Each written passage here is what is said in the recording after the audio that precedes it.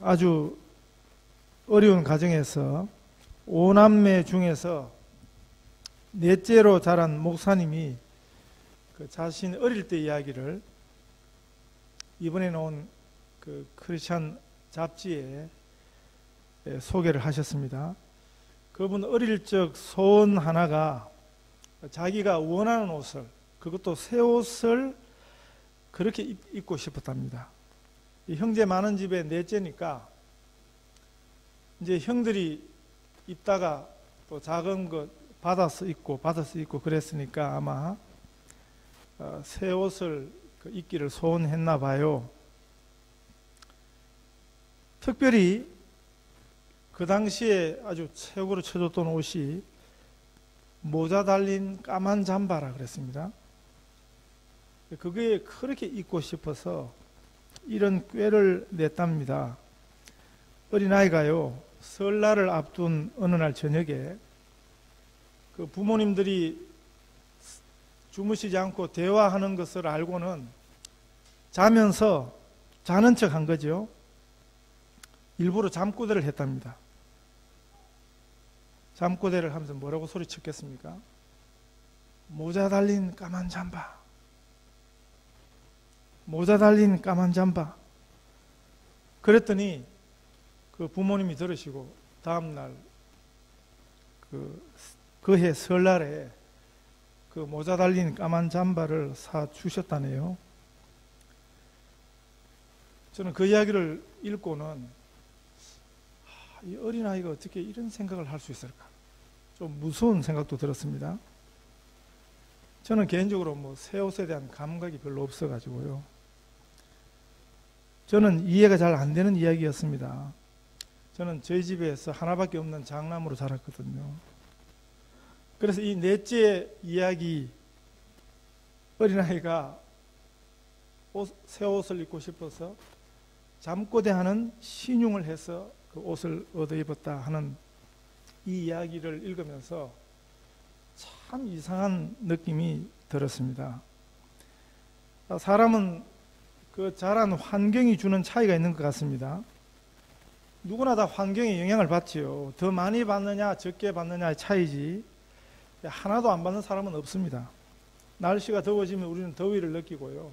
추워지면, 기온이 떨어지면 그 떨어진 기온에 움츠려지는 것이 매 일반인 것입니다. 우리 인생에 있어서 지금 오늘 나의 모습, 그리고 또 앞으로 내 인생의 그 모습에 있어서 그것을 이루는 세 가지 중요한 요인이 있습니다. 하나가 환경적인 요인입니다.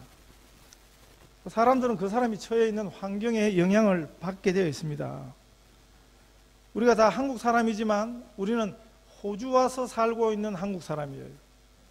그래서 한국에서 사는 한인하고는 또 다른, 우리가 한국인이라는 공통의 요소도 있습니다만은 오늘 이렇게 남의 나라에 와서도 주일날 한국어로 설교하고 한국어로 예배하고 한국어를 씁니다만은, 그러나 또 우리가 호주에 살고 있기 때문에 호주에 사는 환경에 영향을 받는 것입니다.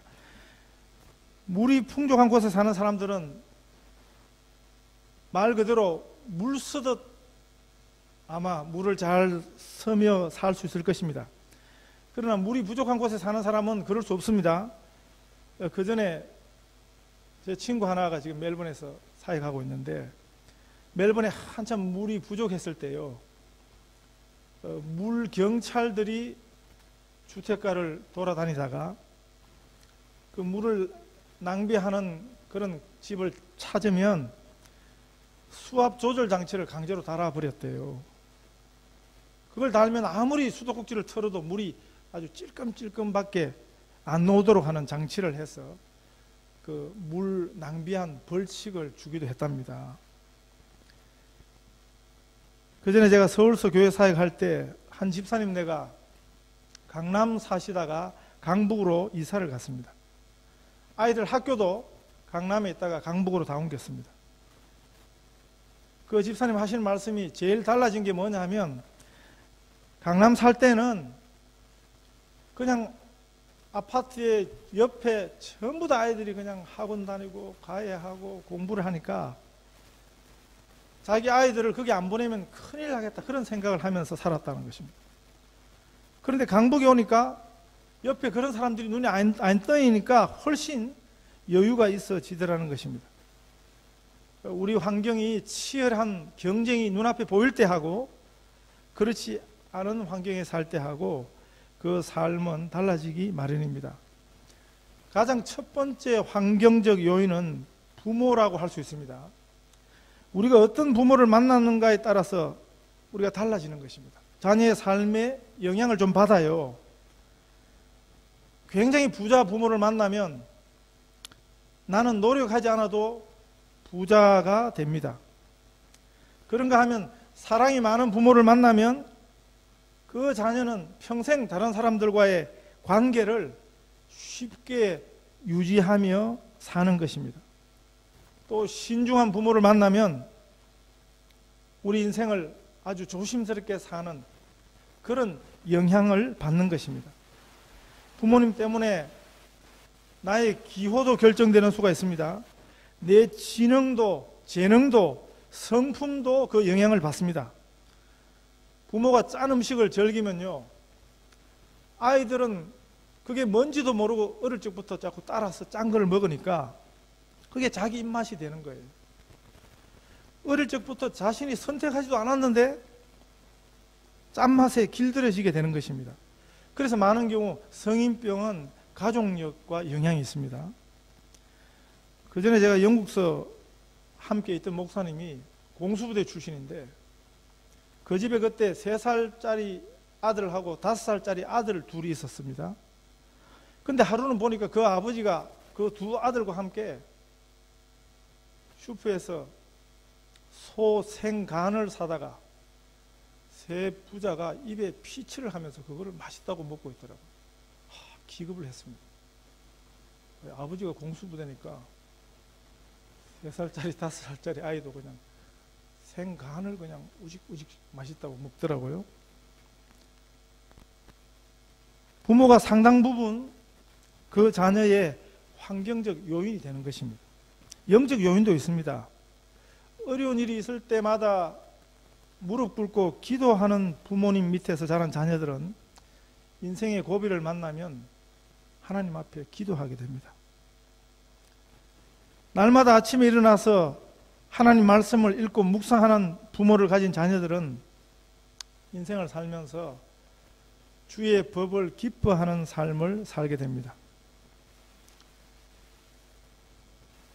그런가 하면 우리 삶에 영향을 주는 또 하나의 요인은 내 노력 여하에 따라서 내 인생이 만들어져 가는 것입니다. 무엇을 구하느냐에 따라서 내 인생이 어떻게 나갈 것인가를 가늠하는 중요한 요인이 되는 것입니다. 그 권력을 열심히 추구하는 사람은 선거에서 떨어져도 또 나가요.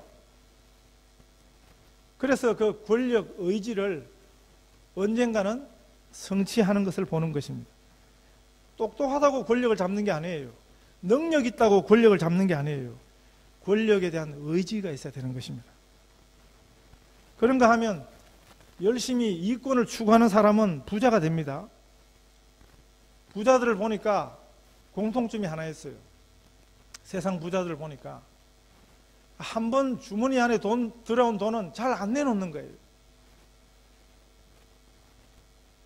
아름다움을 추구하는 사람은 예술가가 됩니다. 내가 노력한 대로 인생이 나아가는 것입니다. 그렇게 되기 위해서 중요한 요인은 본인이 얼마만큼 하느냐입니다. 그 전에 그 러시아 볼쇼이 발레단 발레리나 중에 27살짜리 아가씨가 해고를 당했습니다. 키가 168이고 몸무게가 50kg인데 해고 이유가 뭐냐면 몸무게가 너무 늘어가지고 그 여자를 들어 올릴 남자가 없어졌습니다. 아무리 항변을 해도 취소가 안 되었습니다. 발레리나로 성공하기 위해서는 적정 몸무게를 반드시 유지를 해야 한답니다. 자기 노력 여하에 따라서 그 삶이 영향을 받습니다. 감사하고 찬송하는 삶을 원하십니까? 그러면 가만히 있거나 원망하거나 불평하는 습관을 가지고 있어서는 절대 불가능합니다. 억지로라도 의지를 가지고라도 감사와 찬송을 해야 하는 것입니다. 그때 그 삶에 진실한 감사와 찬송이 있는 것입니다. 기쁘게 즐겁게 사시기를 원하세요? 기쁘고 즐겁게 사는 것을 원하지 않는 사람이 누가 있겠습니까? 문제는 노력하셔야 돼요. 기쁘게 살기로, 즐겁게 살기로 결단하셔야 돼요. 먼저 받은 은혜를 헤아리고 우리의 영원한 기쁨이신 주님을 바라보고 믿음으로 살아야 하는 것입니다. 시편 기자처럼 낭망하는 습관을 가진 내 영혼에 대고 내 영혼을 꾸짖고 명령해야 해요. 시편에 보면 이런 표현이 종종 나옵니다. 내 영혼아 네가 어찌하여 낭망하며 어찌하여 내 속에서 불안하여 하는고 너는 하나님을 바라라. 나는 내 얼굴을 도우시는 내 하나님을 오히려 찬송하리로다. 지금 자기가 자신에게 하는 소리예요. 내 영혼아 너는 어찌해서 낭망하느냐. 하나님을 바라라. 나는 하나님을 오히려 찬송하리로다. 이런 결심을 해야 되는 것입니다. 이렇게 기도를 해야 되는 것입니다. 내년에는 올해보다 좀 더 즐거운 삶을 살고 싶다. 행복한 삶을 살고 싶다. 감사하는 삶을 살고 싶다. 소원만 한다고 되는 게 아니에요. 아까 오남매 중에 넷째 목사님 그 글 뒤편에 읽어보면 무엇이든지 소원만 하면 이루어진다 그러는데 소원만 된다고 한다고 이루어지는 게 아니에요. 어떤 부분은 자신이 결단해야 되는 것입니다. 바라는 만큼, 기도하는 만큼 자신이 노력해야 하는 것입니다. 내가 참으로 무엇을 추구하느냐, 또 어떤 행동을 하느냐, 그것이 나의 가장 중요한 요인이 되는 것입니다. 그것이 나를 만드는 중요한 요소가 되는 것입니다. 살을 빼고 싶으십니까? 소원만 한다고 살이 절대 빠지지 않습니다. 네. 그래 뺐으면 우리 집사람 몸무게 20kg 됐을 거예요. 소원만 가지고 안 되는 것들이 많습니다. 자, 환경이 나를 만듭니다. 또 자신의 노력이 자기 자신을 만들어 갑니다. 그러나 궁극적으로 우리의 인생을 만드는 결정적 요인이 있습니다. 그것은 오늘 본문이 보여주는 것입니다. 하나님께서 우리 인생을 결정하신다는 것입니다. 시편 37편 23절에 이렇게 말했습니다. 여호와께서 사람의 걸음을 정하시고 그 길을 기뻐하시나니. 하나님께서 사람의 걸음을 정하신다 그랬습니다. 우리 인생이 돌멩이처럼 던져진 존재가 아닙니다. 나무뿌리처럼 그냥 솟아난 존재가 아니라 성경은 하나님께서 우리 인생을 계획하셨다고 말씀합니다. 사형리라는 작은 전도용 책자가 있습니다. 저는 개인적으로 이 사형리 전도 훈련을 수십 번 받았습니다. 전도 실습과 실제 전도를 사형리를 가지고 수천 번은 했을 것입니다. 이 사형리라는 말은 네 가지 영적 원리라는 말이에요. 그게 사형리입니다.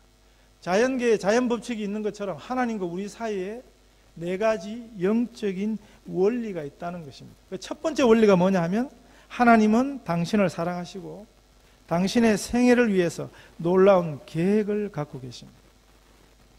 얼마나 이게 놀라운 복음의 시작입니까? 하나님이 나를 사랑하십니다. 하나님의 사랑은 추상적이지 않습니다. 구체적입니다. 그게 뭐냐면 하나님께서 우리를 위한 놀라운 계획을 가지고 계십니다. 이것은 신구약 66권을 가장 간략하게 줄인 하나님에 관한 가장 소중한 메시지입니다. 하나님께서 나를 사랑하십니다. 얼마나 사랑하느냐는 얼마나 힘주어 말하느냐로 증명되는 게 아니에요. 얼마나 사랑하느냐는 무엇을 희생하느냐에 비례하는 것입니다. 희생이 없는 것은 사랑이 아닙니다. 희생이 없는 것은 감정입니다. 그런데 하나님께서는 나를 위해서 희생하셨습니다. 무엇을 희생하셨습니까? 하나밖에 없는 독생자를 내어주셨습니다. 언제 우리를 사랑하셨습니까? 우리가 잘날 때가 아니었습니다. 똑똑할 때가 아니었습니다. 온전할 때가 아니었습니다. 우리가 아름다울 때가 아니었습니다. 성경은 우리가 아직 죄인 되었을 때에 그리스도께서 우리를 위하여 십자가에 죽으심으로 하나님께서 우리에 대한 자기의 사랑을 확증하셨다고 그랬습니다. 나를 향하신 첫 번째 말씀이 하나님이 우리를 사랑하신다. 하나님이 당신을 사랑하십니다. 두 번째가 계획입니다. 나를 위해서 놀라운 계획을 만드셨습니다. 우리의 생애를 뒤돌아보십시오. 내가 선택해온 인생입니다. 직장도 내가 선택했습니다. 배우자도 선택했습니다. 내 집도 선택하고 친구도 선택하고 호주 오는 것도 내가 선택했습니다. 내가 모든 것을 결정했습니다. 그런데 우리가 지금 뒤돌아서서 나의 길을 되돌아보면 주님의 손길이 없는 곳이 없었음을 우리가 발견합니다. 주께서 내 길에 함께 하셨습니다. 열심히 노력하고 애쓰고 추구해서 내가 얻었다고 생각했는데 돌아보니 지난 날이 하나님의 손길이 한 곳도 미치지 않은 곳이 없음을 우리는 깨닫게 되는 것입니다. 하나님이 나를 위해서 계획을 가지셨다는 이 사실이 이것이 우리에게 소망입니다. 기쁨입니다. 만약 하나님께서 하나님의 계획과 무관하게 내 노력만큼 되어진다면 내가 잘할 때는 한없이 기뻐하고 교만할 수 있지만 내가 못할 때는 절망해야 하는 것입니다. 그러나 하나님의 놀라운 계획이 우리 생애에 있다면 지금까지 인도하신 주님이 또 내년에는 얼마나 멋지게 인도하실까 우리는 기대하게 되는 것입니다. 하나님은 우리 생애를 위한 놀라운 계획을 가지고 계십니다. 이것이 성경 전체를 통하여 우리에게 주시는 놀라운 메시지인 것입니다. 하나님께서는 우리 생애를 이렇게 놀랍도록 인도하실 뿐만 아니고 하나님은 우리 삶을 계속 붙잡아 주신다고 말씀하십니다. 24절 25절에 저는 넘어지나 아주 엎드러지지 아니하면 여호와께서 손으로 붙드심이로다. 내가 어려서부터 늙기까지 의인이 버림을 당하거나 그 자손이 걸식함을 보지 못하였도다. 우리는 넘어집니다. 우리도 실패하는 것입니다. 예수 믿고 안 믿고의 차이가 예수 믿는 사람은 하나도 넘어지지 않는다. 그게 아니에요. 우리도 넘어지는 것입니다. 매일 넘어지는 것입니다. 그런데 저는 넘어지나 아주 엎드러지지 아니하면 여호와께서 손으로 붙드심이다. 하나님께서 우리 인생을 붙들고 계십니다. 주께서 나의 삶을 인도하십니다. 붙잡아 주십니다. 어린아이가 눈길에서 자꾸 넘어지니까 옆에 있는 아버지 손을 작은 손으로 꼭 잡습니다. 그래도 자꾸 미끄러지니까 아버지가 그 손을 잡아주십니다. 조금 더 미끄러운 곳을 만나면 아버지는 더 힘차게 아이 손을 꽉 잡아주는 것입니다. 저는 넘어지나 아주 엎드러지지 아니하면 주께서 손으로 붙들어 주셨기 때문입니다. 사람은 누구든지 실패합니다. 다윗도 실패했습니다. 아브라함도 모세도 실패했습니다. 인생에는 실패가 있습니다. 그러나 하나님께서 정하신 그 길을 믿음으로 걷는 사람은 하나님은 붙잡아 주십니다. 사실 신구약 성경에 다윗보다 더 큰 범죄를 저지른 사람이 없습니다. 아마 다윗이 지은 죄와 똑같은 죄를 오늘 누가 짓는다면 그건 교회에서 쫓겨날 것입니다. 그래서 우리는 이렇게 생각해야 됩니다. 다윗이 용서받았다면 용서받지 못할 죄가 없다. 하나님께서 그 연약한 다윗을 붙잡아 주셨습니다. 일으켜 세워 주셨습니다. 어떤 때 우리 인생이 답답할 때가 있습니다. 슬플 때가 있습니다. 그래서 우리들은 하나님께서 나를 버리셨다, 하나님께서 나를 잊으셨다고 울부짖을 때가 있습니다. 그때 하나님께서 이렇게 말씀하십니다. 여인이 어찌 그 젖먹는 자식을 잊겠으며 자기 배에서 난 아들을 긍휼히 여기지 아니하겠느냐. 그들은 혹시 잊을지라도 나는 너를 잊지 아니할 것이라. 내가 너를 내 손바닥에 새겼고 너의 성벽은 항상 내 앞에 있나니. 우리를 향한 하나님의 깊은 관심이 있습니다. 그리고 연약한 인생을 향해서 하나님 이렇게 말씀하십니다. 놀라지 말라. 내가 너와 함께함이라. 두려워 말라. 내가 너의 하나님이 됨이라. 내가 너를 도와주리라. 참으로 의로운 오른손으로 너를 붙들리라. 주께서 약속하셨습니다. 주님의 의로운 손으로 우리 인생을 붙잡아 가십니다. 하나님께서 정하신 그 걸음을 걸을 때 때로 우리는 외로울 수 있습니다. 답답하기도 합니다. 그러나 하나님께서 기뻐하십니다. 우리가 실수하고 넘어질 때 하나님께서 우리를 붙잡아 주십니다. 하나님 말씀 쫓아 사는 것이 더 손해인 것 같고 바보스럽게 여기질 때가 있습니다. 사람들이 멸시할 때도 있습니다. 이럴 때 주께서 우리에게 말씀하십니다. 25절이에요. 내가 어려서부터 늙기까지 의인이 버림을 당하거나 그 자손이 걸식함을 보지 못하였도다. 의인이 버림을 당하지 않는다고 말씀하십니다. 간사한 사람들은 의로운 것을 멸시합니다. 그러나 하나님은 의인을 버리지 않습니다. 그리고 그 자손이 걸식하지 않겠다고 약속하십니다. 우리 삶은 우리가 그냥 혼자 살고 끝나는 게 아니에요. 우리 자손들의 삶과 연결되어 있습니다. 그게 성경의 가르침입니다. 자녀들은 부모의 거울입니다. 우리가 살았던 삶이 자녀들의 삶 속에 투영되어 있습니다. 우리의 이마살 찌푸리는 것과 마음 슴슴이 하나하나가 우리 자녀들 마음에 그대로 영향을 미치는 것입니다. 부모된 우리들이 찬송하고 살면 우리 자녀들도 찬송하며 감사하며 사는 자녀들이 됩니다. 더 놀라운 것은 우리가 어떻게 살든지 우리뿐 아니라 우리가 살았던 삶의 영향을 우리 자녀들이 그대로 다 물려받는다는 것을 생각해야 하는 것입니다. 하나님께서 말씀하십니다. 우리 자녀들이 잘 되는 원리 하나를 말씀하십니다. 그것은 하나님의 계획을 따라 하나님 기뻐하시는 인생을 살면 그 인생이 무너지지 않는다고 약속하셨습니다. 그 후손까지 책임져 주시겠다고 말씀하셨습니다. 하나님의 약속입니다. 우리가 살았던 삶이 하나님 앞에서 복되게 하는 것으로 끝나는 것이 아니고 눈물 흘리고 기도했던 부모님들의 자녀들은 이 땅에서 하나님의 형통을 보게 될 것입니다. 하나님 앞에서 정직하게 살고 하나님 기뻐하시는 인생을 살면 그 자녀들은 하나님께서 반드시 복 주시겠다고 약속하셨습니다. 하나님의 보장입니다. 우리가 돈으로 물질로 물려주는 유산은 우리 자녀들에게 그게 반드시 유익이 된다고 말할 수 없습니다. 오히려 저주가 될 수 있습니다. 독이 될 수도 있습니다. 그러나 전능하신 주께서 최선으로 우리 자녀들을 붙잡아 주신다면 우리 자녀들의 앞길은 형통하게 될 것입니다. 우리 자녀들이 앞으로 어떻게 살아갈 것인가 하는 것보다 더 중요한 것이 그래서 하나님 앞에서 우리가 어떻게 사느냐 하는 것입니다. 하나님께서 나를 사랑하시고 나를 위해서 놀라운 계획을 가지셨던 것처럼 하나님은 내 자녀를 나보다 더 사랑해 주십니다. 더 놀라운 계획을 가지고 축복해 주신다는 것을 확신해야 하는 것입니다. 우리의 한평생의 인생이 우연의 결과가 아니라고 하나님 말씀하십니다. 환경의 영향도 중요합니다. 내 노력도 중요합니다.